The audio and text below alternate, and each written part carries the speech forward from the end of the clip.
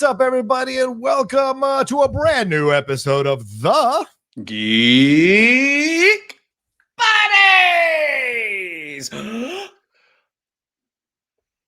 Hey! We're back at it with our end of the week show here. All three of us back together again to talk about things that are going on in the world of entertainment and in the world of geekery. We got so much to cover here on the show, but we should introduce ourselves. For people who might be new to the show, I am John Rocha, writer, producer, and host here on the Geek Buddies. I am Michael Vogel, writer and producer of animated TV shows, movies, and video games. And this is Shannon McClung. I'm an animation writer and a television actor. And if you listened to the show a couple of weeks ago where I talked about that I went out for a really big movie, I found out about an hour ago I am pinned for said movie. Hey, look at this guy over here. That does not mean I got it. It doesn't mean I'm booked, but it means I am in heavy consideration. So fingers crossed. Nice, dude. Nice. I know when we talked on Monday, there was a concern that it wouldn't even happen. So the fact you're pinned is a great thing. And welcome to the world of being an actor. It is always a crapshoot. So, but congratulations, man. That's awesome. Lots of crap. We got so much to get into here today. We're going to talk to some DC news. We're going to get into some stuff that's going on in the world of Marvel, some trailers, and some interesting AI conversation that will be fun to talk about. We haven't dived too much into AI, but certainly some things happened this week that caused our ears to pop up and want to discuss it. But we should start here, ladies and gentlemen. That's the Hawkeye situation. That's right. We're on the precipice of Christmas, at least for people like me. We're on the precipice of Christmas already. I know there's Halloween and Thanksgiving, whatever, but Hawkeye season 2 apparently has got a positive update. Remember a few weeks ago, Jeremy Renner made it clear that he was not going to come back because Marvel was offering half the money, and even alluded to his snowplow accident as an excuse for Marvel offering him half the money because they thought maybe he was half the person. Well, apparently, when he spoke to Playlist recently, he has said, we got to where we're trying to do a second season of Hawkeye, and I think I'll get strong enough to be able to do it, and we'll work it out. It's going to be great.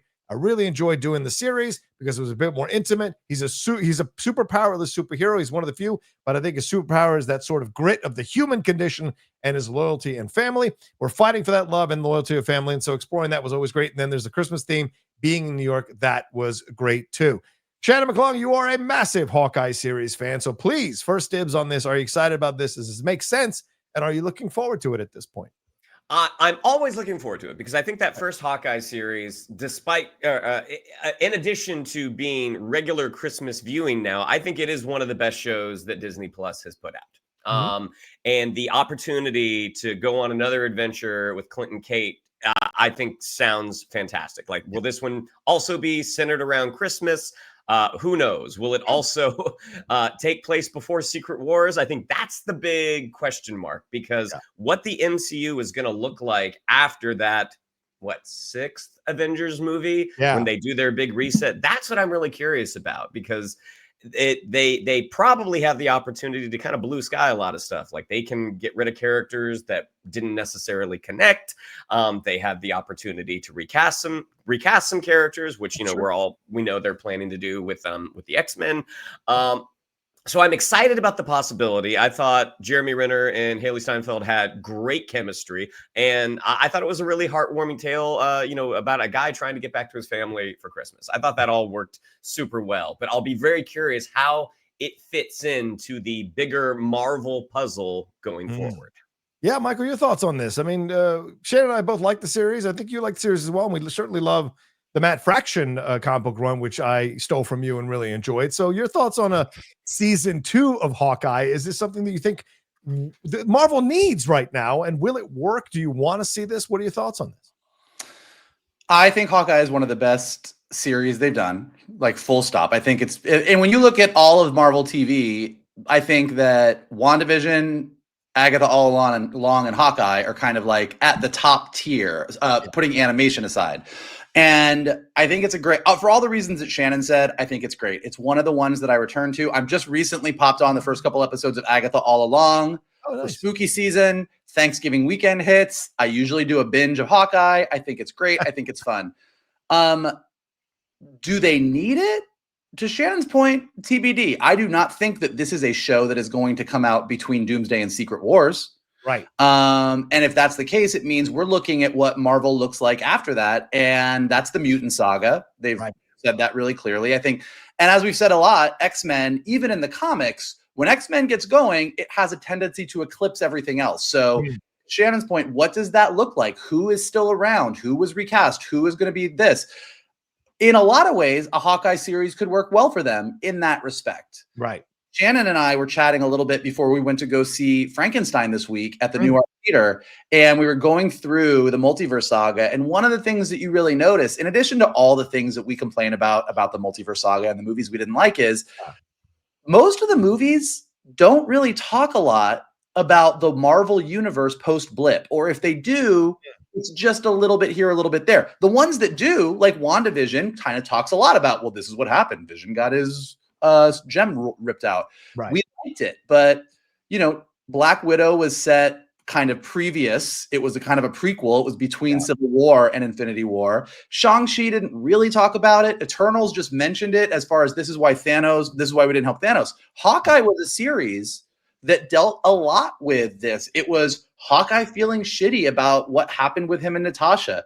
It was Elena Belova wanting to kill Hawkeye for what happened to Natasha. It was the world post-blip where the Rogers musical was being celebrated, but weird about it, and the Thanos was right mug. And so in a lot of ways, it kind of, in addition to all the other great stuff it did, introducing Kate Bishop, it kind of gave you a little bit of the lay of the land because Hawkeye is that ground level hero. Yeah. I think that as we get into the craziness of what the post-Secret Wars Marvel universe is, having a TV show that comes out with a grounded hero who's just dealing with his non-superpowered life in this new world where now there's mutants and there's these other things, it actually could be really valuable for them. These are all excellent points you guys are making. Yeah, I mean, I look at it not quite from that angle. For me, it's more of a matter of why. Why would you do this now? What is the angle you're playing at here? And we have the Vision Quest show coming, and there have been rumors about them expanding the brand out. And yes, they're going to be focusing on X-Men, but there's still Avengers holes right now. And certainly New Avengers underperformed. Young Avengers is going to be Kate Bishop putting them together because it seems like from what the rumors are saying, they're adjusting that. So here's a gap. West Coast Avengers is available. Wonder Man's about to come out.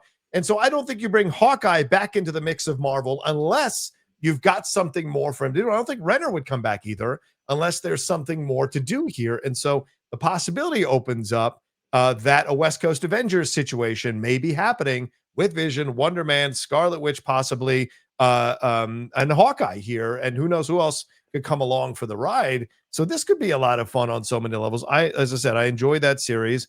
And you make an excellent point, Mike. There's a lot of territory still to explore post-blip. And certainly Barton, I thought he was a great. I recently watched Endgame again over the weekend, and I just love that movie so much. And the fact that they only allude to what he did as Ronin, yet he is the big heart of that movie. His kids coming back, Linda Cardellini coming back. There's a massive deal, right? And so to me, he's always had this kind of little niche in the whole Marvel universe that feels much more grounded than a lot of the other people, simply because he's not a tech billionaire and he's not a super serum guy, just a regular dude who can shoot arrows really well. So people can gravitate to him. So I like the idea of bringing it back. Plus it's probably elevating Kate Bishop in a way more and probably lead her to bringing the Young Avengers together. So you kind of kill two birds with one stone with this series. Well, and also, like, they have kind of said that going forward, the need to be up on the Disney Plus series is not going to be necessary to enjoy the films. Where have I heard that before? Yeah. Well, but I think they saw what happened when they did try to when they were expecting people to keep up with everything, and folks started kind of bowing out because it's like, well, I don't have Disney Plus. I didn't watch this. I didn't watch that. Yeah. So I love the idea of a West Coast Avengers, but to me, West Coast Avengers almost seems too big now for a Disney Plus series. Oh, no, I was thinking movie. I think they're leading to a movie. Oh, yeah. No, not a series.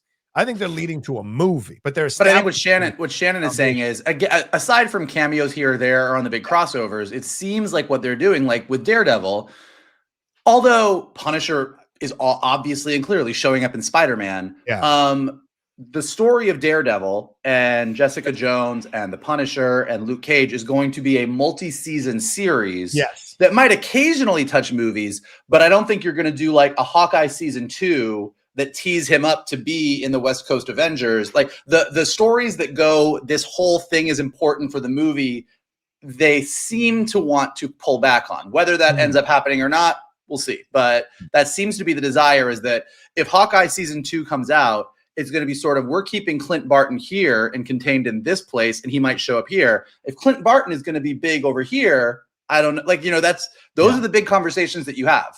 And sometimes if you're Marvel, you try and have your cake and eat it too. You're like, well, we're going to tell TV stories here and movie stories here, except for Clint Barton. And if they do that, they do that. Like that's their prerogative. So we'll see.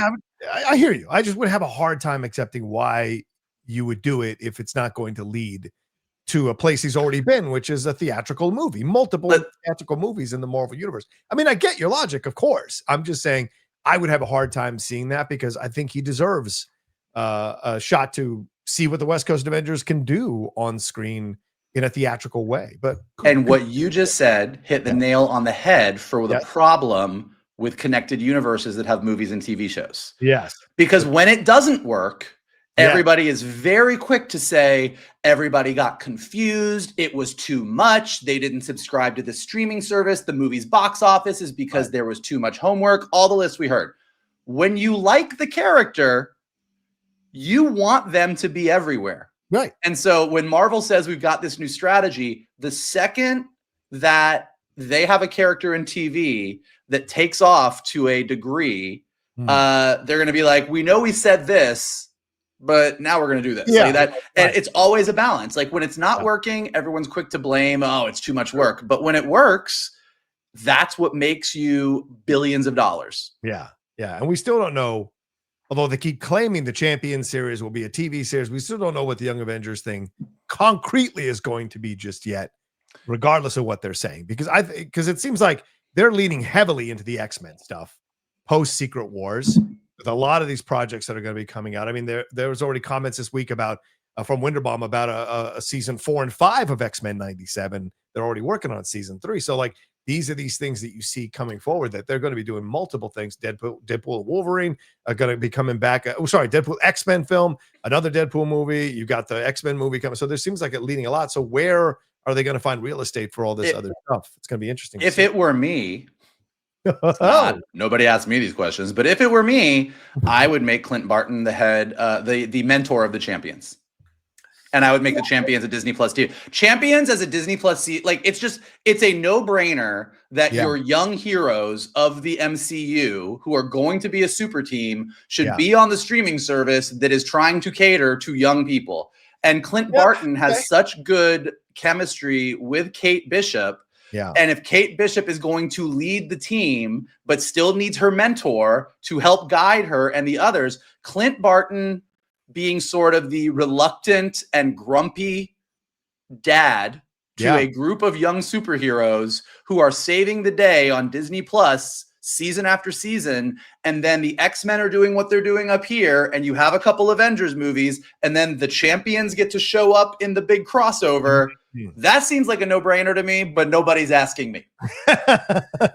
Yeah, that does make sense. A little Batman Beyond action where he would be the old curmudgeon teaching the guys everything. Yeah. Well, and all of the characters that he would potentially already have touched, because you know he partnered up with Kate. Not physically. Pardon.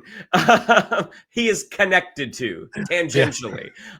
He doesn't really have anything with Kamala or Kamala, but because of his association with Scarlet Witch, he indirectly is connected to Billy and Tommy. You know, the fact that he had a bit of a one movie rivalry with Quicksilver. Like to me, there's so much there. I think that is such a strong idea. And when you're dealing with younger heroes, you don't need a Thanos level bad guy, because you have younger people learning how to master their powers. So I think that is such a strong idea to have him as sort of the figurehead for a young team. And you're right. All you need is Billy having some kind of weird issue and Clint Barton being like, yeah, let me tell you about the time I rescued your mom from the Avengers campus, and every geek in the world would be like, I love it. Like because he has that relationship, it would be great. It would be awesome. Yeah, and you guys might be right. Marvel might have looked at the landscape and been honest with themselves, and hopefully Jeremy is honest with themselves and said, like, listen, a theatrical feature, I don't know. We don't know if that's really the right move for you right now, but TV, a series, people love and respect your work. That's a place we could actually put you and you do good work in, and we could make good use of you in the Marvel universe in that way. So you might be right. You might be right. I still think he deserves an on-screen theatrical thing, but we might have been past that. We might be past that now. So. All right, let's move on to some trailers. Shannon, what do you got for us, brother? We got trailers.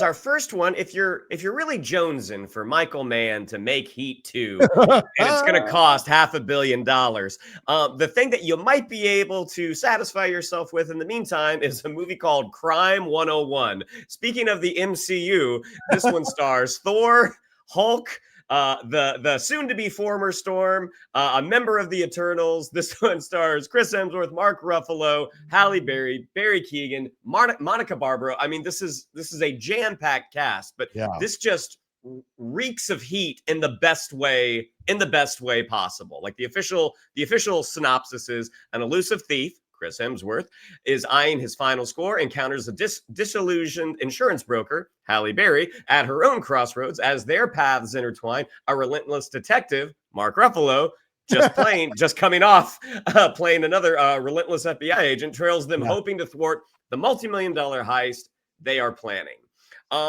This is an interesting trailer. Like, again, this is coming out in February. I really like the vibe of this, but also Chris Hemsworth, despite being one of the most likable actors on the planet, he has not had a whole lot of luck outside of wielding a big hammer. So the trailer I thought was super satisfying, but I'll be curious to see what you guys think of this. Johnny, why don't we go to you first? What do you think of our first look at Crime 101? Oh, listen, as you said in your birthday post, which is very kind, a mid-level crime thriller, I'm the guy to watch this kind of stuff. And so for me, I'm 1,000% on board with this. You were right to bring up the Heat energy to it. Den of Thieves' first trailer had that kind of Heat energy as well. And the second movie, not so good. The first one definitely it was a blast. This one looks like a little bit elevated above Den of Thieves in mirroring the Heat style, and I like it. And listen, Halle Berry, hasn't been really, at the forefront of a lot of movies that have been successful lately, but she still delivers. And I think she's great here as a back and forth partner with Hemsworth. And this, you could argue this has a little bit of the Hemsworth Black Hat vibes, the movie he did, I think, for Ridley Scott. Michael Mann. Sorry, Michael Mann. Sorry. Yeah. Speaking of Heat, there you go. But like this one, I like every time I was like, oh, this feels a little derivative. Some new person would pop up and I go, okay, this is some nice energy. And then Barry Keoghan like fucking tied it all together at the end there. So this feels like a lot of fun. This feels badass. I like the questions the trailer is asking about your loyalty to a company, considering how they treated you. This is your last score. How much money is enough? All these kinds of things. So little mysteries throughout, little questions throughout for all the characters. Are they all going to be answered by the end of the movie? So this looks like a lot of fun the way it's directed. And Bart Layton, I think, is a damn good director. A lot of people enjoyed his American Animals movie. I personally like him as a producer as well, because he did one of my favorite documentaries recently called The Deepest Breath, which is out on Netflix, which if you haven't watched, it's a pretty harrowing documentary about deep diving, which is fantastic. So he's got good instincts. So from the trailer, this looks like a lot of fun. Mikey, you got a double major in college. Was one of the classes Crime 101? It was not, but I will say, as the trailer was going on and I realized that Crime 101 meant Chris Hemsworth only commits crimes off of the 101 in Los Angeles, I was like, well, feels very limiting. It's a big freeway, Mikey. I mean, I've driven the 101. Is there a lot of big crime that you can commit on the 101? Universal, the heist from the theme park. It's right there. Somebody stole the giant minion off of the building at Universal Studios. And it did make me, you are right. You watch this trailer and you're like, oh, there's a lot of stars in it. And then halfway through the trailer, I was like, oh, if Marvel made a movie where Storm and Thor were trying to pull a heist, but the Hulk was chasing them, Yeah. Not a terrible movie. I'd be down. I don't know where that goes. But yeah, it was a star-studded cast. This is definitely in your guys' wheelhouse. Yes. But given just the complete stacked cast, it kind of does elevate it. Like if I saw this movie and it was a Chris Hemsworth vehicle and there was a bunch of other actors that were sort of a couple tiers down that were just there to support a Chris Hemsworth vehicle, I'd be like, yeah, this probably looks like another movie that's gonna not be a big one for Chris Hemsworth. But you just are like you said, every single scene, you're like, oh, look who else is in it. Yeah. Oh shit, look who else is in it. And with that number of stars, you're like, and that does seem to be, you know, because we talk about this a lot, we don't go to movies like, you don't open a Julia Roberts movie or a Tom Hanks movie like when we were kids. Right. But you put this many people in a movie and I'm like, yeah, I kind of feel like I got to go see it. I also want to figure out what's important about the 101. Is the sequel going to be the Crime 134 along with that's worse than the 101? Maybe the Crime 405. Crime 405. Yeah, or the 10. I mean, or the 5. I mean, you want the jobs to get easier. But along with the incredibly stacked cast that we mentioned, it also stars Nick Nolte, Jennifer Jason Leigh, Tate Donovan, Paul Adelstein. So yeah, this is a gigantic cast, and it definitely seems like the thing you should take a date to because it comes out February 13th. What? Valentine's Day? Oh, that makes no sense. That makes no sense for that release. This Valentine's Day, let us steal your heart. To our next movie, it's the final trailer, I'm assuming, for Predator Badlands. I think this thing has had about 97 trailers, and each one is great. Like at this point, it's like, stop showing us stuff, just show the movie. I know a lot of people kind of got their knickers in a twist when they found out it was going to have a PG-13 rating, and the producers came out and be like, "Well, alien blood is not as R-rated as human blood." But again, this is just showing our main character with Elle Fanning fighting to survive. Everything about this screams that again, this is a movie for people that grew up in the 80s. Will it connect to a younger audience? We'll see. Mikey, what did you think of possibly our last look at Predator Badlands? Yeah, I mean, I'm very much on the page of like, this looks great. Stop showing me stuff. I'm ready. I'm in for this movie. It's going to be interesting to see how it does. Like, I was talking to somebody about this recently who was, I don't want to say taken aback, but they were like, so like the Predator's like a good guy? I thought he was like a bad guy. And I realized that if you grew up reading the Predator comic books and really getting into, if you were really into Predator, you kind of understood that Predators are like Klingons with a worse attitude. Like you understand that like these are warriors, they are hunters, but if they respect you, they'll be cool with you. Right. And in looking at the animated Predator that came out on Hulu, like that's definitely the vibe that we're going for. So me going to see a movie where the Predator is sort of the hero that I'm rooting for, I'm very on board for that. But it is going to be interesting to see if audiences in general kind of make that leap. I think audiences in general are used to the Predator is hunting, the human is the hero. It's basically like a horror movie, but with aliens. And it'll be interesting to see if they make the leap. Based on all the stuff I've seen, I'm excited. I don't care if a movie's PG-13 or R. If it's a great story and I love the characters, I am sold on it. And thus far, in this new era of Predator, I have not been led astray. So I am very excited for it, but I'm definitely ready to just see the movie and not see more footage. Johnny, how many more things can we see our main Predator chop up before this movie comes up? What do you think of our last look at Predator Badlands? First of all, I will say this. I think you guys are absolutely right. There's been so much of these trailers, TV spots, behind the scenes featurettes, all those kinds of things. And it's like, to me, it clearly tells me that they sense they're not tracking as strongly as they want to track, which is why they're putting this out to kind of keep it in people's minds. And you're right, Shannon, to bring the PG-13, that was like a shot, but then they had to clarify that, which I think the clarification was absolutely accurate. And if you think about it intelligently, it makes sense, right? So I think they've addressed all of that. This looks phenomenal. Every trailer, although there have been so many of them, they're so enjoyable to watch. The cinematography here is utterly stunning in some of the shots that were new shots in this trailer as well.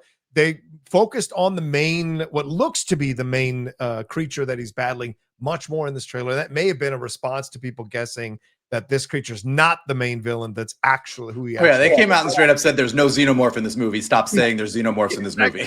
They had to clarify that. So I think they had to address a lot of things with this movie. So they're trying to get it across. Plus, they know that, Elle Fanning is a nice draw on TV, but she's not necessarily a big draw in the theaters. So are we going to, let's see more of her and what her role is going to be. So there's a lot of here that I think that was fun to see in this international trailer. That got me even more excited to see the movie. So it accomplished that goal, even though I was already in. So yeah, not much here except for exploring that this person who has sent him on this mission, there's more that's going to come between those two in the film, and that may end up being the final battle, which seems to be the message I got from this trailer. Like maybe he's being groomed to take over the tribe or whatever. I don't know. So yeah.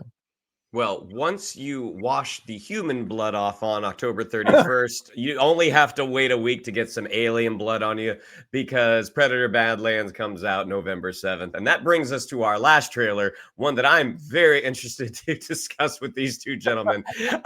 And this is the first trailer for Pluribus. This is Vince Gilligan of Breaking Bad and Better Call Saul fame. This is his first series for Apple TV. This one is starring Rhea Seehorn from Better Call Saul. And in terms of what IMDb says, follows the most miserable person on earth and the one who must save the world from happiness. Watching the footage, Rhea Seehorn, who a lot of folks feel did not get her flowers for the incredible work that she did on Better Call Saul. This is a completely different character than what we saw before. And it is this woman by herself. It looks like a potentially empty earth, but people pop up, always wanting just to make her happy. Is this aliens? Is this the afterlife? I don't know. Mikey, let's throw it over to you first. What did you think of our first look at Pluribus? This actually does tie to my thoughts on Pluribus, but have either of you guys watched Last Frontier yet? Yeah. No. As I said on our text chain, I interviewed Jason Clark. I watched the first 8 episodes. Yes, I've seen it. Go ahead. Yes. Like Last Frontier, I thought was a great idea. And the pilot, I was like, I'm really into this show. And by end of episode 3, I was like, what the fuck is this show? And I was like, you took a great idea. Yeah. And boy, did you just whiff that one. Like it got pretty rough. Yeah. Apple Plus is developing their vibe. And part of their vibe, one of their biggest hits is Severance. Yes. And Severance is I don't know what the fuck is happening show. This is I don't know what the fuck is happening show. And it fits right in their vibe. And I'm 100% on board for them to do 30 more shows like this. Like, I love high concept, big idea. We're talking about big emotional ideas, where we fit in the world, how we interact with the world in a very high concept thing. To Shannon's point, I do not know what this is. I got done with that trailer. I was like, I don't know why everyone is trying to make her happy. I don't know why this is an empty world. I don't know why she is on a plane and the captain's like, Carol, walk wherever you want. I don't know why someone wants to give her a bazooka. But do I want to find out? 100% yes. Is this a show that I want to watch weekly and not binge because I want to spend a week talking to people about what the fuck this is even going on? Yes. So I want Apple Plus to do more shows like this. I cannot wait to see this show. This went from something that I was like, oh yeah, the Breaking Bad guy's making a TV show, to, oh, I cannot wait for this to come out. Johnny, Pluribus is Latin for much or many or bountiful. Does that help at all in what you think this show is about? One of the things that struck me in the write-up that Variety did, they said not much is revealed in the trailer except for that most of humanity seems to have fallen under some sort of spell, except for Carol. And over a montage of scientists in hazmat suits working aloud, the president of the United States tells her, rest assured, Carol, we will figure out what makes you different so you can join us. So to me, that's where exactly the angle I'm seeing this is that this is a commentary on cult mentality, cult member mentality. This idea that everyone seems to be happy. you need to buy into what we believe so that you can be part of our world and think like we think and achieve happiness. Because what we're pitching to you is true joy in the world. Our mental, our thought process, our ideology. This is what you need in your life in order to be happy. But she is that one person who's resisting. And certainly there are people in numerous areas of the world right now where a predominant ideology is trying to assimilate everybody involved, everybody there in that area of the world. And there are people who stand out going like, what? This is so weird. Aren't you guys seeing this? Why can't you guys see this?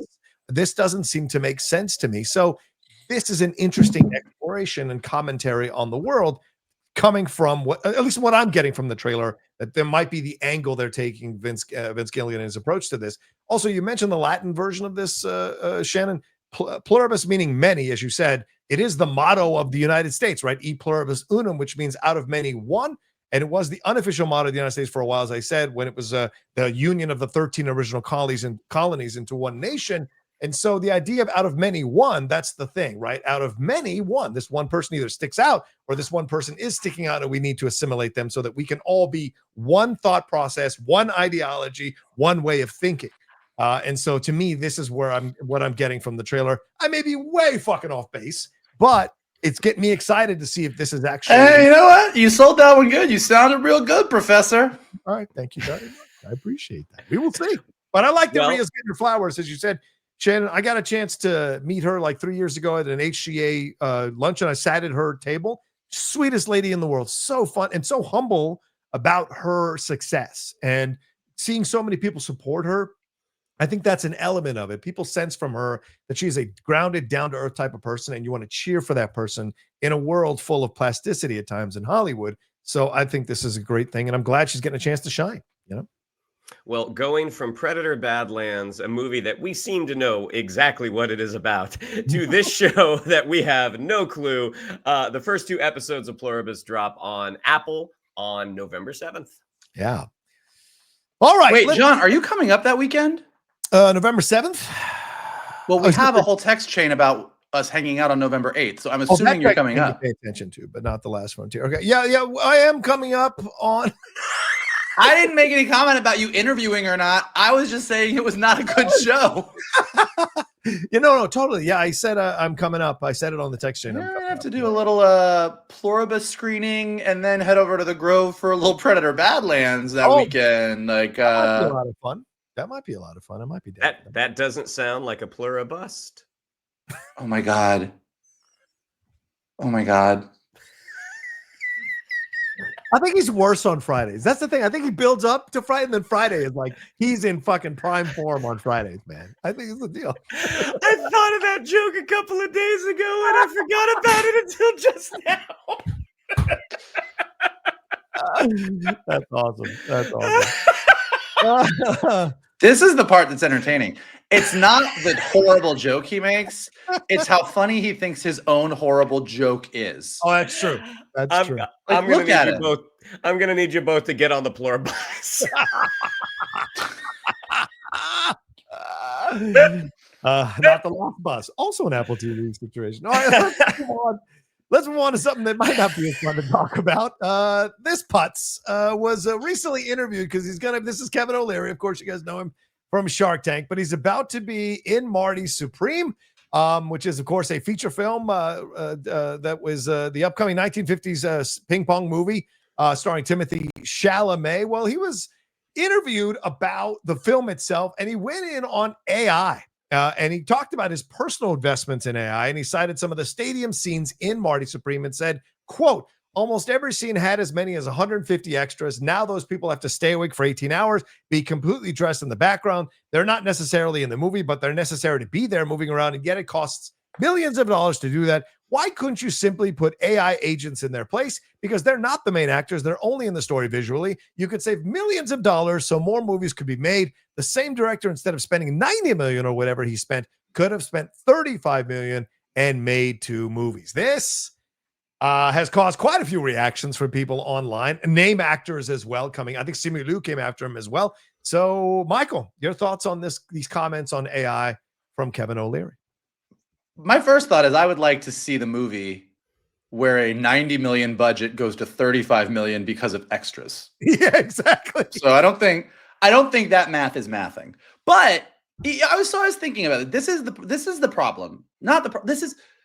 AI is really interesting because there's two sides, like most discussions on social media. There are two very extreme sides, and then there's like reality.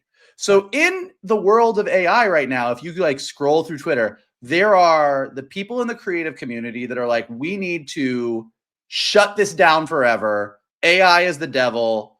Put it away. Put it in a box. Let's never talk about it again. And although that might be valid to the creative process, it's not realistic. That's not how technology works. The technology is here and it exists. On the other side, you have people saying, look what this person did with AI in their garage. Hollywood is toast. We are just going to make entire movies with AI and you never need a creative person again. And although you made a very cool 3 to 5 minute video that looked neat with some cool shots, that does not a movie franchise make. So that is ridiculous. The idea that AI is going to take people completely out of the picture. But then the reality is, how is AI actually going to integrate and get used in a responsible way and a way that makes sense? And this crowd discussion is kind of interesting because the initial reaction is, God, this guy's a fucking idiot. Shut the fuck up. Don't take away jobs from actors. Right. But then I thought about, let's say, Ridley Scott's Gladiator. Mm-hmm. In Ridley Scott's Gladiator, there are several shots of all of the people in the Colosseum that are CG characters. Right. When you watch James Cameron's Titanic and he is sweeping across the boat, those are CG characters. Like, there are plenty of times that directors will fill a crowd using CG animation. Right. Is there a big difference between I animated this crowd and I used AI to fill a crowd? That's a question I ask. Like I don't know. Like, I do think, and I think this is a pretty clear boundary. If you have a close-up of a crowd where people are reacting, you should use real extras. Like, could you use AI? Yes. But should you use AI? No. But in a situation where you were going to animate a crowd anyway, using AI technology to make that crowd move more convincingly or react in a more realistic way than a animator is going to animate 3,000 people, maybe that's a good use of AI. I don't know. And I think that's where I kind of fall on this, is that as we kind of integrate AI into the way that the process of movie making and creativity uses, I do think that animation studios, visual effects studios, directors will all find ways to use AI in a way that does plus what we already do. But this whole concept of let's wholesale just take jobs away from actors is A, kind of silly, and B, I don't think is what's ultimately going to happen. So I'm somewhere in the middle on it, but I thought the crowd thing made it an interesting discussion. Yeah. Yeah. Shannon, your thoughts on this? You know, you are a working actor. You are, as we just said at the top of the show, you pinned for a movie. You hear Kevin O'Leary, who is debuting as an actor in this movie, and comes from and has in AI investments and comes from the business world, commentating on how, you know, this could be much cheaper if we could just remove human beings and do it through a computer technology. Your thoughts? So I regret saying, after when we talked about Marty Supreme, I now regret saying that, like, hey, he actually looks okay in this movie. Like, fuck that guy.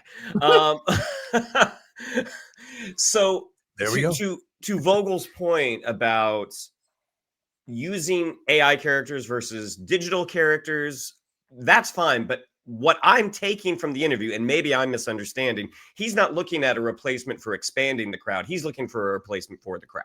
Yes. Correct. And I love the way he framed it, like, oh, they have to be dressed for 18 hours. Like, I love that you're framing this as you're thinking of the well-being of the poor background performer. Background performers are not just there to fill in the background. They provide a vital service to any film, because you're there to be in the background, but you're also there for the main cast. And because a lot of times, you know, people talk about the beginnings of digital filmmaking, thinking about the times that Ewan McGregor is looking at someone on not Genosha, the clone Camino. that the eye line is a little off. Genosha's a mutant planet. You're talking about Geonosis. Our show is called Geek Buddies. Get that shit correct. Okay, calm down. John can edit that out. Yeah. I'm just going to use AI and edit it out. Yeah, go ahead. But the background performers serve a vital function for your principal performers. That's something for them to react off of.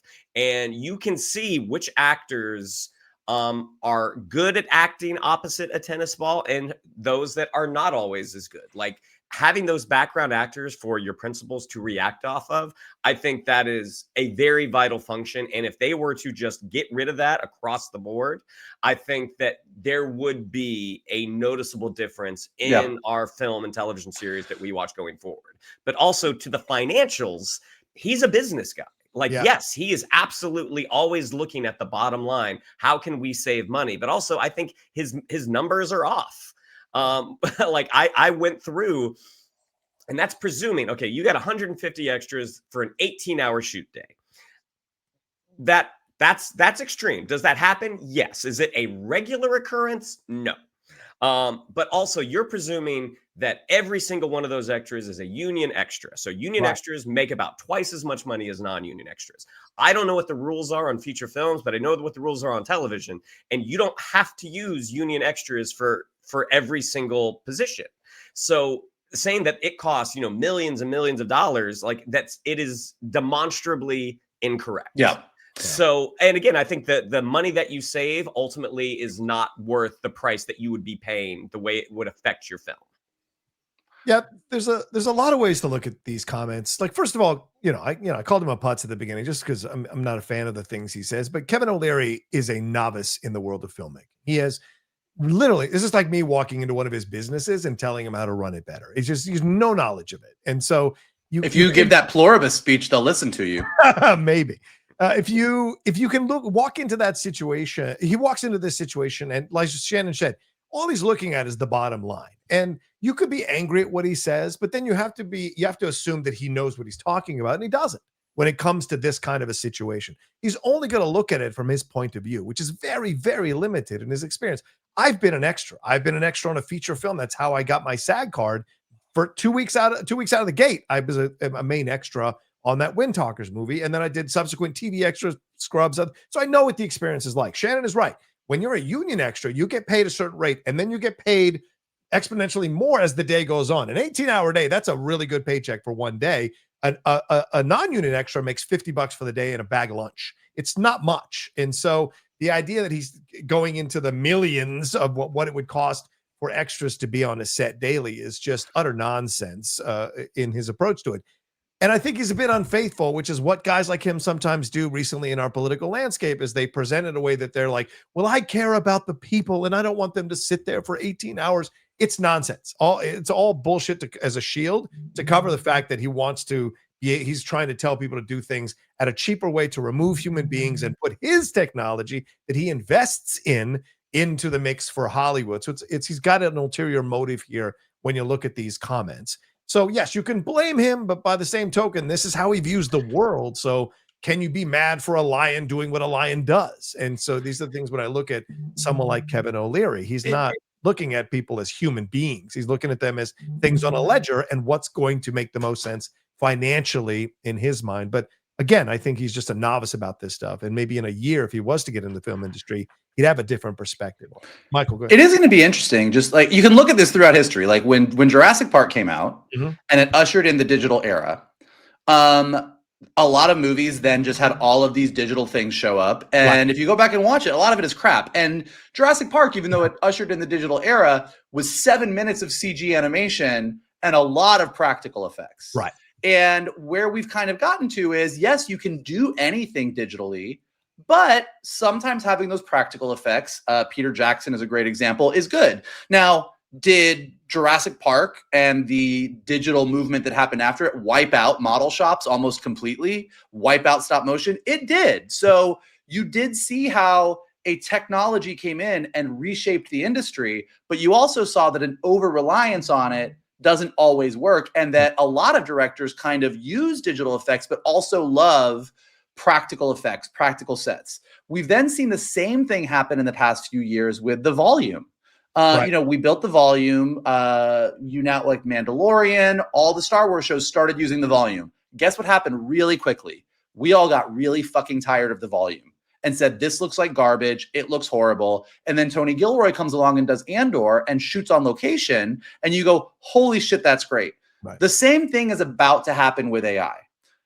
We are going to see people try and use AI in horrible, horrible ways. Yep. And it's going to be bad, and people are going to fight about it, and they should fight about it.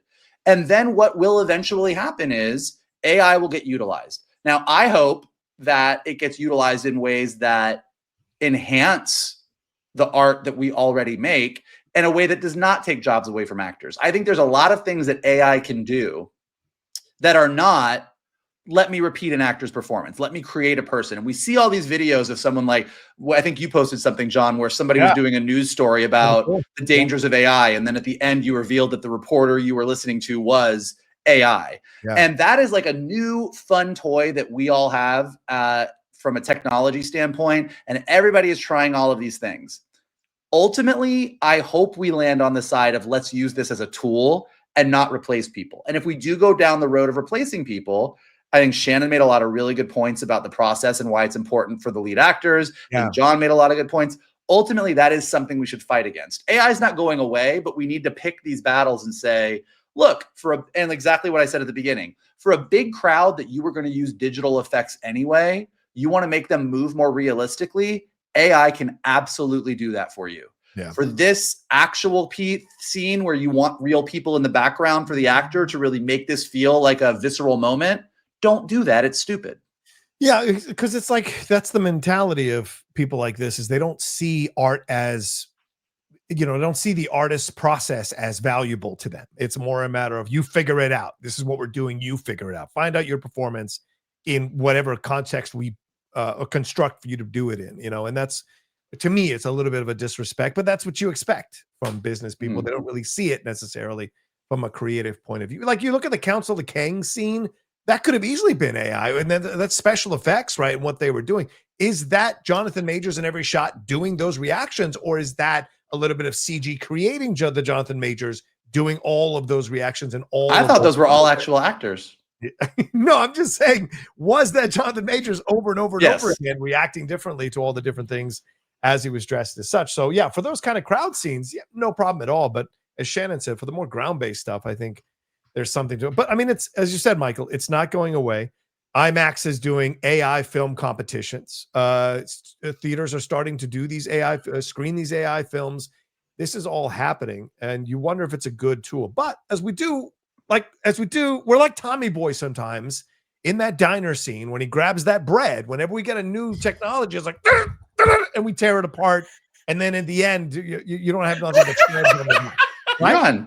You're on fire today. I'm just saying, eventually. Explaining the origins of the word pluribus and how it relates to America, and then pulling a Tommy Boy reference is... That's you're really running the gamut this morning. I'm just using Tommy Boy as an analogy to how humans are going to use AI. Humans use every new toy and do that. They use every new toy and do that. So, I still hope, you know, I mean, we talked about this. Hopefully we find the middle, which is what you're talking about, Mike, a healthy middle area, a compromise area where it's used in the right ways, but human beings are not losing jobs. Because I think your example in '93, like all these special effects houses came in, and so it brought jobs that was comparable to the amount of jobs it was losing. I think AI, there's a massive net loss of jobs in the difference here. There might be, but like, yes, that's a good example. Like when you watch, I mean, if you watch the Industrial Light and Magic documentary on Disney Plus, which you absolutely should if you haven't, because it's amazing, but it tracks very clearly. Jurassic Park came out. They started to move people over to, do you want to do digital effects? Right. A bunch of people were like, no, we love it in the model shop. And the model shop basically got shut down. The model shop that made models for most of the movies that if you grew up in the 80s you loved was no longer. But visual effects studios started popping up everywhere. So yes, net, it opened up a new industry as it sort of really shut down a lot of an old industry. Right.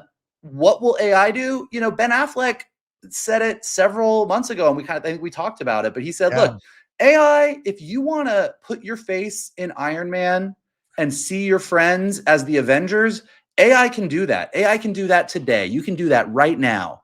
AI is not going to write the next Shakespeare play. AI is not going to be able to do what Scorsese or Spielberg can do. Like it can copy and it can mimic, but it can't create. And I'm not saying that I'm not trying to be like AI is fine, don't worry. There is a real chance that AI will take away jobs, and people at those higher levels are going to try and use AI to take away jobs, to take away opportunity, to make things cheaper, to make things faster. I think, being the optimistic person today, that will happen, and then we will all very quickly tire of it, and we will move back to doing it in the more balanced way, but we'll see. Well, just like Star Wars fans did. Oh, sorry, Shannon. Did you want to chime in on anything? Okay. Well, just like Star Wars fans did, right? They were sick of the special effects of the prequel trilogy, and they wanted practical effects. And Force Awakens comes out with practical effects, and people were very excited about it. So there's always the shift when you go through this, and we'll see. Michael is more the optimist. I'm more the pessimist for sure about where we're going with this AI. Especially we've got Paul Schrader out here going, "I wrote my whole script with AI." So anyway. All right, let's move on to some DC stuff. Let's get into some big stuff. We touched on some of it on the show earlier this week, Michael, but Shannon is here as well, and let's get into this stuff. There is an article that dropped recently from comicbookmovie.com exploring, if not Darkseid, who should be the DCU's big bad. It's a pretty interesting article. It talks about 5 options that James Gunn could go with, because Gunn said earlier this week he was not going to go with Darkseid because Zack Snyder did such a great job with it. Now, he might get to Darkseid down the road, but that's not the immediate plan. And Josh Wilding over at Comic Book Movie suggested 5 possible big bads. We're going to talk about it. Vandal Savage, which some of you may know as the immortal tyrant, who spent centuries searching for the meteorite that turned him into an immortal. Brainiac, which is already a lot of people thinking Man of Tomorrow is all about. Parallax, which is an interesting choice to throw in there, because many fans have questioned Gunn's thinking in casting 60-year-old Kyle Chandler as Hal Jordan. Maybe we get this idea that he becomes Parallax, which is the living embodiment of fear that possessed Hal in the comic books and drove him to murder Green Lantern Corps members. That could be interesting. Stay tuned for season 2 of Lanterns. Rick Flag Sr., of course, Frank Grillo, all the stuff he did to lay out how much of a villain he is at the end of Peacemaker season 2. And the Center, which was an interesting one to throw in there, which is based on Darwin Cook's alternate universe tale, The New Frontier.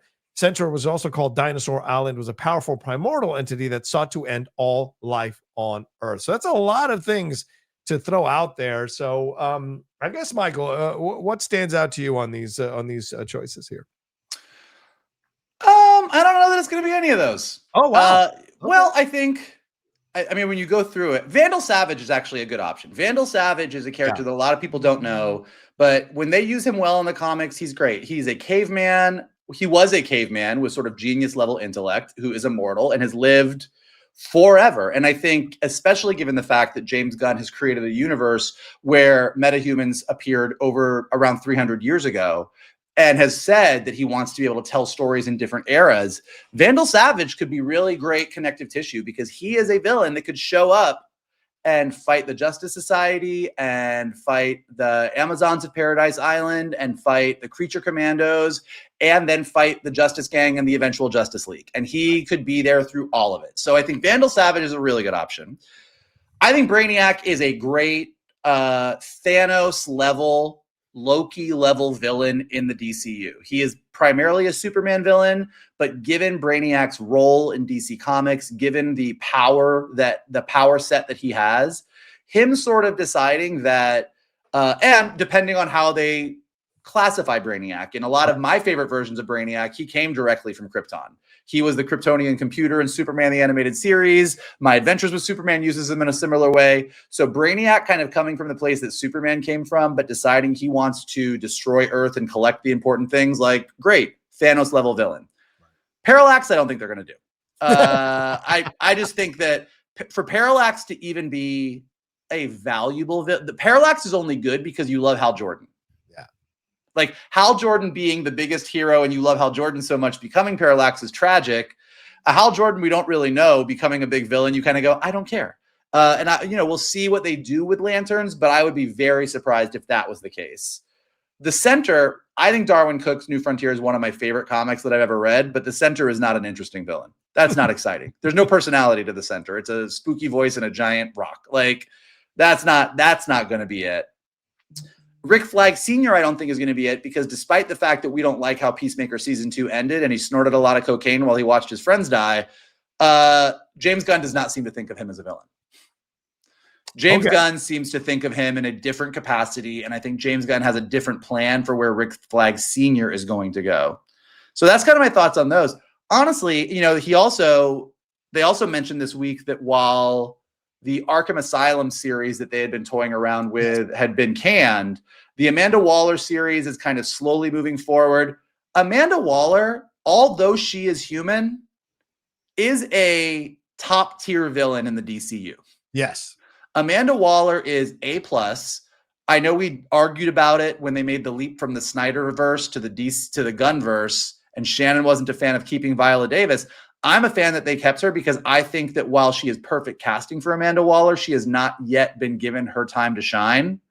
And above Rick Flag Sr., above Lex Luthor, if you're talking about human-level threats in the DCU, Amanda Waller is absolute badassery and could go toe-to-toe with any of the superpowered figures, including Superman. So I think she's a stronger contender to me for someone that could be used. A Brainiac Amanda Waller team up is like, that would be golden. Kind of a devil's deal to like take care of metahumans, but then it gets out of control. So I think those are Amanda Waller and Brainiac would probably be my top 2, with a Vandal Savage as a close third. Okay. Shannon, your thoughts on these 5 that were mentioned, and also anyone else you think might be the big bad down the road here? I mean, Parallax is a long game villain. And that long game is based on how much we are seeing Hal Jordan, as Vogel already said. So Parallax doesn't work unless you have, I'm assuming, multiple appearances from Hal Jordan where you fall in love with Hal Jordan. So knowing that Kyle Chandler, who I think is really cool casting, he is a little long in the tooth. And depending on when this big bad is revealed, the road that it takes to get there, I think Parallax doesn't seem like the most likely of options. Like, if it does pan out and the Justice League gets formed and you have this mentor-mentee relationship between Hal and John in the first season of Lanterns, that would be an incredible payoff. But that is a lot of road that you have to cover to kind of get there. I do agree with Vogel about the Center. I wasn't the biggest fan of the New Frontier. Because I watched the movie first before I read the book, and I was like, oh, I don't like this. Like, I thought the art was cool, but I'm like, the story as a whole, it was not the best adaptation, in my opinion. Okay. Vandal Savage is a great idea, because this is almost like an Apocalypse-like character, the mutant Apocalypse. Like, here's your first meta. Here's your first meta-human. So I think the idea behind that is really cool. I agreed about Amanda Waller. Amanda Waller is a great bad guy. And there's the possibility that our big bad could be like the Legion of Doom, that we're going to be assembling this group of rogues that could include Lex Luthor, could include Brainiac, could include whatever villains they plan on using, could include Sinestro, depending on how Sinestro is used in Lanterns. I think they want to differentiate themselves from the road they've already covered with the previous DCEU, and they want to differentiate themselves from Marvel. Like, when you look at, in terms of a threat, like the Anti-Monitor is a big galactic threat.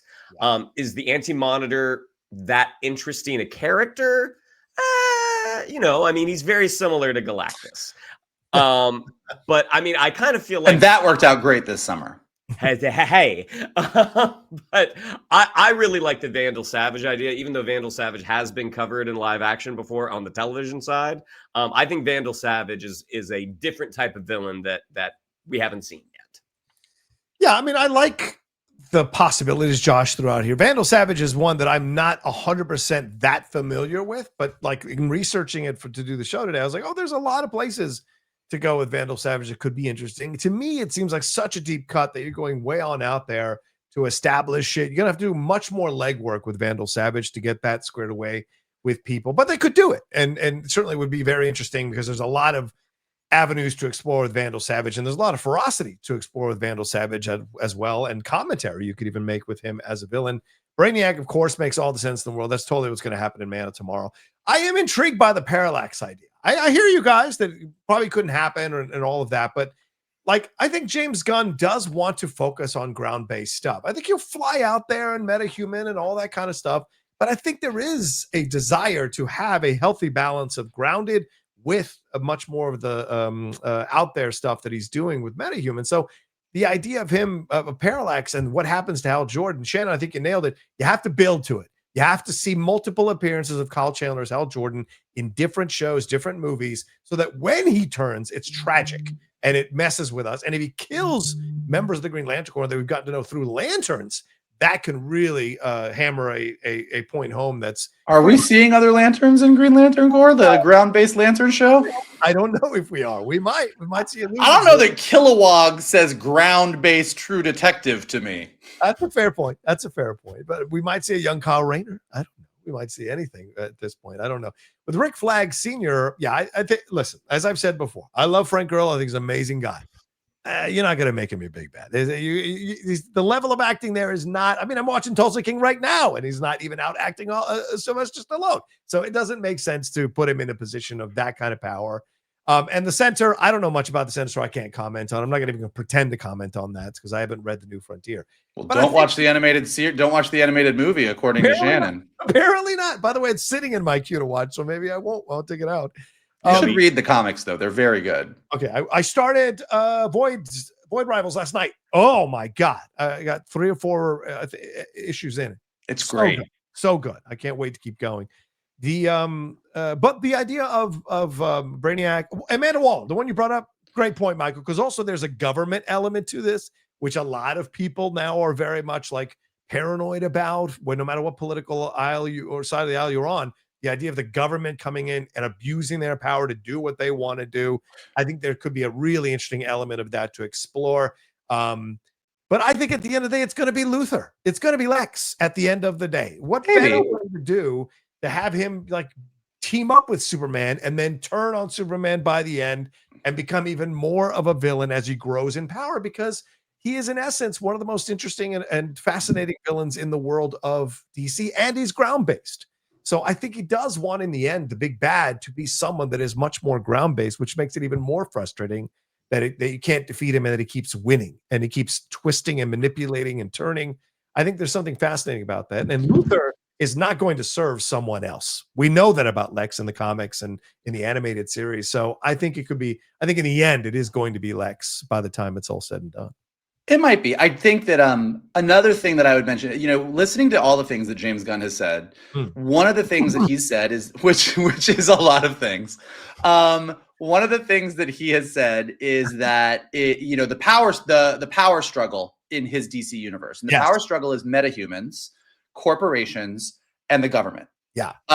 He's made his brother Maxwell Lord, who's running the Justice Gang. He's got Stag Industries there. Luthor Corp is a giant corporation. Wow. Amanda Waller really represents the government. Vandal Savage might represent metahumans. I mean, what I think he's building to less than here is an extraterrestrial threat that has come to threaten the entire universe in a Thanos style way, is who controls this? Like, once metahumans show up and can make any decision they want, do they get to? How do we balance out this world of us, humans and metahumans, and how do we connect? And Vandal Savage, Lex Luthor, Amanda Waller all fit into that equation. Yeah. Throwing a Brainiac or something in there that says, well, this is something we might not all agree, but we have to get our shit together and fight against that, which seems like what James Gunn wants to explore a little bit in Man of Tomorrow between Lex and Superman, might be a part of that. The other two things that I'll throw out there, one cheesy and one they won't do, but they should. Gorilla Grodd is great.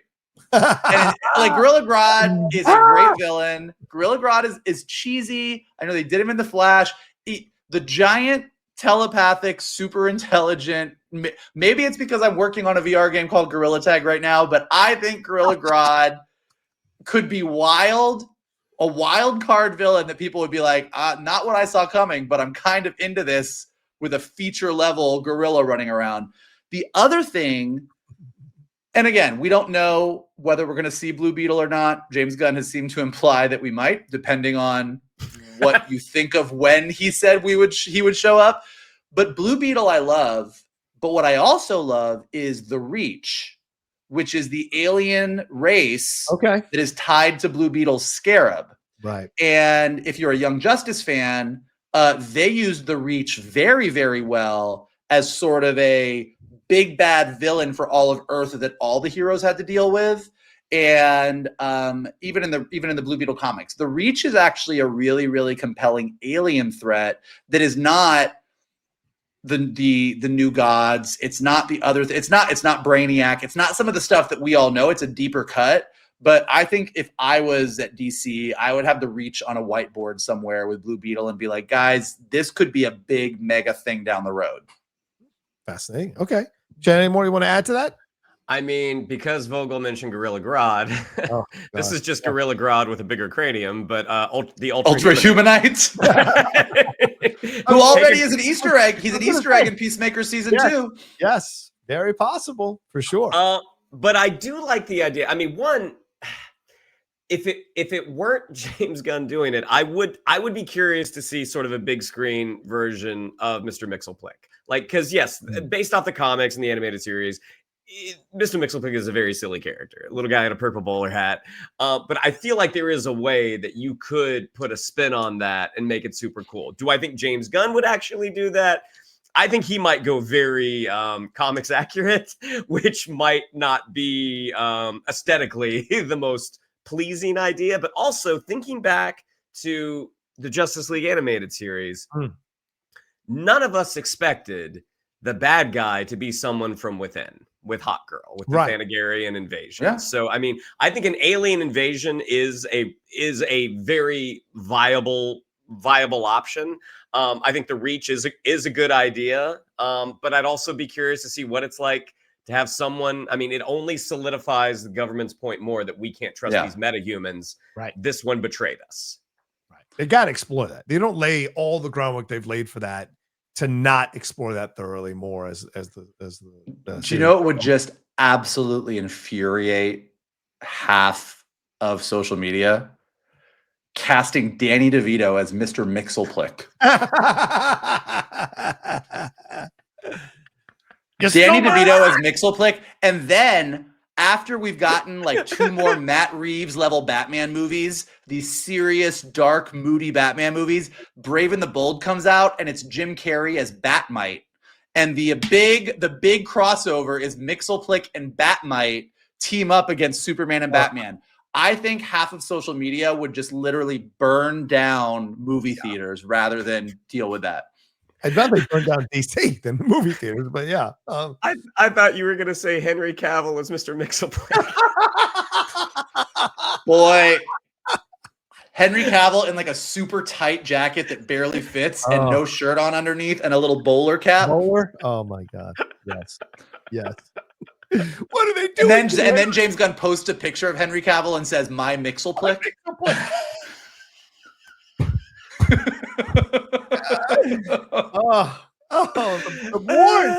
The war would rage for years. That would rage for years.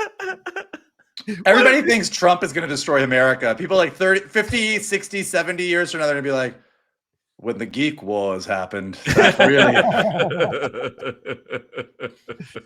what have you done to Henry? All right. There were 2 other things we could talk about. We're running out of time. So real quick, there's a Salvation Run thing that they got trademarked. So this is clearly what they're going to be doing. Amanda Waller, a big part of the Salvation Run storyline in the comics as well. So Michael, you might be onto something there, but also Andy Muschietti had some comments about Brave and the Bold and said, him and Barbara said that when he was asked about it, because of course he's promoting It Welcome to Derry, which is getting okay reviews. He said, when asked about Batman and Brave and the Bold, he said, the intention is yes, but we can't talk about it. That's what Barbara said. But then Andy chimed in, we have to wait a couple of months to start talking about it. But then he realized even that may have been too much information. I screwed it already. Andy, you screwed it a long time ago, buddy boy. Anyway, your guys' thoughts on these 2 things real quick, because I don't want to go over too much. Go ahead. Yeah. I mean, it sounds like we're going to hear some news about Batman Brave and the Bold in a couple months. If you believe Like- Muschietti. Yeah. Well, like going like we have to wait a few months to talk about it. Oh, I screwed up means there's some news that might come out in a few months. Like Yeah. I wouldn't bet money on it, but if we heard an update on Batman Brave and the Bold in a few months, I'd be like, oh yeah, okay, well that's how he screwed up. The Salvation Run thing, just yes, that we knew that already, but I do think it really does point that this is the driver. And just getting back to our other conversation about villains, like again, you start rounding up metahumans and putting them on a planet together.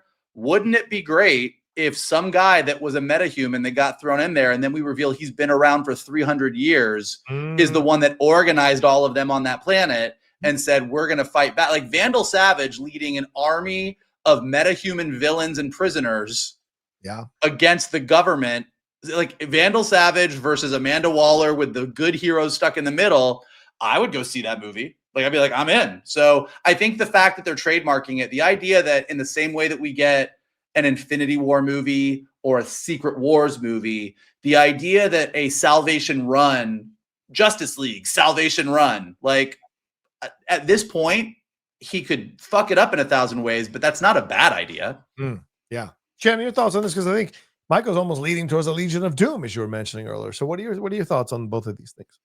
I mean, the Salvation Run thing, yeah, I mean, that does seem pretty apparent. I mean, the Muschietti thing, I don't know, like the amount of times over the years where a filmmaker has said, hey, we're going to be talking about this in a couple of months, and nothing ever happens because a couple of months go by and so much stuff happens in between that filmmaker potentially flapping their gums and the date that maybe something's going to be talked about. I don't know. I think we all kind of thought that Muschietti probably wasn't going to end up directing that movie, but we'll see. I mean, It Chapter 1 is a fantastic film. It Chapter 2 was a follow-up, and The Flash, I feel like the less the said about that one, the better. But no, I wouldn't throw Andy Muschietti out with the bathwater yet, but him kind of, spearheading the Dark Knight for the DCU, I don't know if that is the strongest choice. Yeah. Based off of recent history. I don't have much to add on the Salvation. I think you guys nailed all of that. I think absolutely this is a great way to introduce these characters all in this situation and have them come together. Makes all the sense in the world if that's where you're going down the road, this battle between the government and the metahumans. But the Muschietti stuff, as I said, like almost 2 years ago now, like he's not going to do it. I've heard he's off of it already. The idea that he would say, well, we can't talk about, oops, I messed up. It's basically like, I'm not going to be in it, bitch. So I don't care what I say. It doesn't fucking matter. I'm not going to be directing this thing. That's kind of how I saw it in my mind. And he has to keep it afloat because James is trying to give him an easy exit. They're going to figure out how to move him off of it. Because I think, Shannon, you're right. There's no way they want Muschietti to bring the Batman situation in there. And the reviews from it, Welcome to Derry, are not that strong. So if you've got a It 2 that didn't do well, a Flash didn't do well, and then a TV series that you're the main person who put it together as a showrunner isn't getting the great reviews, that doesn't bode well as a launching pad for you to take over and do Batman Brave and the Bold. So I think he will be moved out sooner rather than later, and we'll hear what's going on. And it'll be like, oh, the script didn't work for me, or the schedule issues or something like that. The standard Hollywood doublespeak they do. It's just my two cents on it. All right. Anything more to say on anything DC that you guys want to throw in? Or are we good to wrap up here? Danny DeVito and Jim Carrey as Batmite and Mxyzptlk coming summer 2030 to a theater near you. Henry Cavill as Mr. Mxyzptlk. Ben Affleck as Batmite. Coming to a theater near you. Mxyzptlk, a cut above. All right. Anyway, let's get on out of here. Thank you all so much for joining us for this episode of the Geek Buddies. We love and appreciate you all madly as we launch you into the weekend, or we're probably dropping this over the weekend. So we hope you're enjoying your weekend. Shannon, you've been launched. Yeah. What have you been? Yeah, you've been launched. Shannon, what do we have to tell them? Yeah, I'd like to follow us on social media. On Twitter, it's @geek_buddies. On Instagram, @the_geek_buddies. If you'd like to follow me on social media, on Twitter, it's @Shannon_McClung. On Instagram, it's Shannon the Geek Buddy. If you'd like to follow Mr. Vogel, it is @MKToon. If you'd like to follow Mr. Rocha, it is @The Rocha Says. Mikey, yeah. Go ahead and leave that. Nope, don't leave it. Smash it. Smash that like button below. That's what I want you to do. Go ahead and smash that like button below. Subscribe to Johnny's John Rocha page. Check out all the amazing content he has got over there. Leave your comments below. What do you think of the AI debate? What do you think of the trailers? What do you think of DC? Who is the villain that you want to see James Gunn make the big bad of the DCU? Let us know in the comments below. If you're listening to us on a podcast, leave us some stars and comments so we go up in the rankings and more people can find us. And as always, the best thing you can do is retweet this video, post it on your socials, send it to your friends, and tell them to hang out with your buddies, the Geek Buddies. There you go. Thank you all so much again. Take care of yourselves. Be well. And we'll talk to you next time with another brand new episode of the Geek Buddies!